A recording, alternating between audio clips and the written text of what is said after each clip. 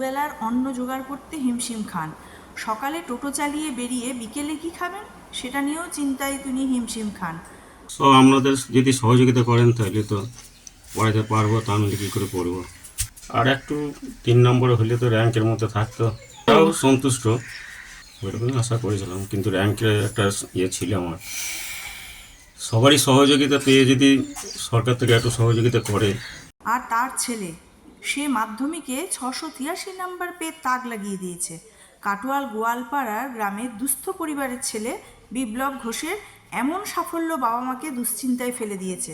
ভালোই তো লাগছে, তা তো হচ্ছে ইঞ্জিনিয়ারিং নিয়ে ছেলে করবো, যে কী করে কী করবো পড়াবো, ছেলের ইচ্ছা পূরণ করবো।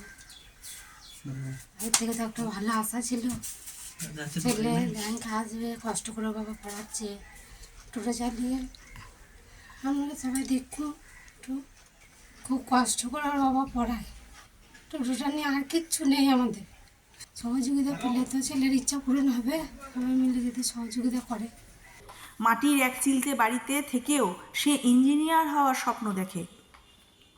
তার দেখা স্বপ্ন কিভাবে বাস্তবায়িত হবে, উচ্চশিক্ষার খরচ কিভাবে জোগাড় হবে, তা নিয়েই বড় চিন্তায় টোটো চালক বাবার।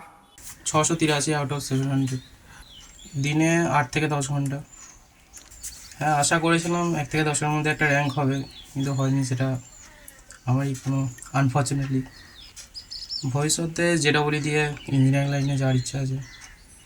বাবা টোটো চালক, সাহায্য পাওয়া যাবে সব টিচাররা যারা রয়েছেন, সেই জন্যই তো সাহায্য করার টিচাররা তো রয়েছেন আমাদের। পড়াশোনার অবসরে গল্প বই এসব পড়তে আমার ততটা ভালো লাগতো না। গল্প, ম্যাথ, শর্টকাট যে ম্যাথ যেগুলো হয় সেগুলো প্র্যাকটিস করতাম।